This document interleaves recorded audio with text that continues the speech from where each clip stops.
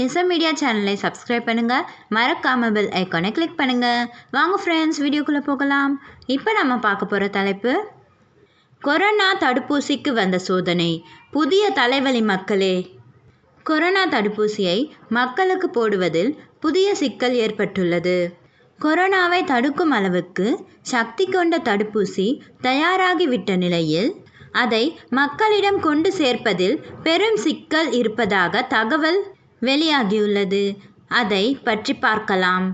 கொரோனாவை தடுக்க உலக அளவில் பல நாடுகள் தடுப்பூசி உருவாக்க தீவிரமாக முயற்சித்து வந்தன. இந்நிலையில் அமெரிக்காவை சேர்ந்த ஃபைசர் நிறுவனம் தயாரித்துள்ள தடுப்பூசி கொரோனாவை தடுப்பதில் 90% திறனுடன் இருப்பதாக அதிகாரப்பூர்வமாக அறிவிக்கப்பட்டுள்ளது. ஃபைசர் நிறுவனத்தின் தடுப்பூசி பற்றிய தகவல் வெளியான பிறகு அதற்கு கடும் டிமாண்ட் ஏற்பட்டுள்ளது. ஏற்கனவே 10 கோடி தடுப்பூசிகளை வாங்க ஃபைசர் நிறுவனத்துடன் அமெரிக்க அரசு ஒப்பந்தம் போட்டுவிட்டது.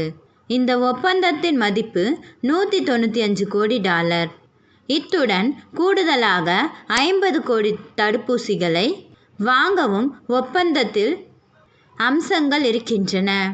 ஃபைசர் தடுப்பூசிகள் சம்பந்தப்பட்ட தடுப்பூசி மையங்களுக்கு கொண்டு செல்லப்பட்ட பிறகு 70 டிகிரி செல்சியஸ் குளிர் நிலையில் இருந்து தடுப்பூசி கரைக்கப்பட்டு 5 நாட்களுக்குள் மக்களுக்கு செலுத்தப்பட வேண்டும்.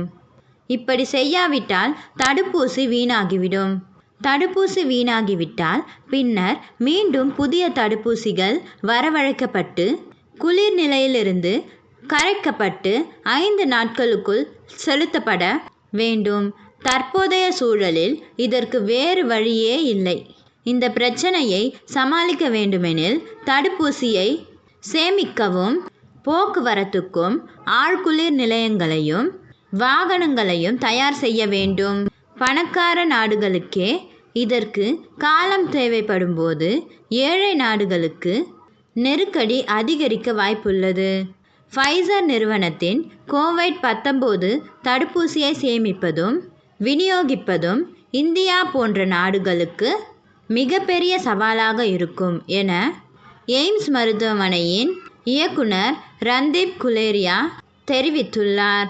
இந்த வீடியோ உங்களுக்கு பிடிச்சிருந்தா லைக் பண்ணுங்கள், ஷேர் பண்ணுங்கள், கமெண்ட் பண்ணுங்கள். தொடர்ந்து செய்திகளை தெரிந்து கொள்ள எஸ்எம் மீடியா யூடியூப் சேனலை சப்ஸ்கிரைப் பண்ணுங்கள், மறக்காம பெல் ஐக்கானை கிளிக் பண்ணுங்கள். எஸ்எம் மீடியா சேனலை சப்ஸ்கிரைப் பண்ணுங்கள், மறக்காம பெல் ஐக்கானை கிளிக் பண்ணுங்கள்.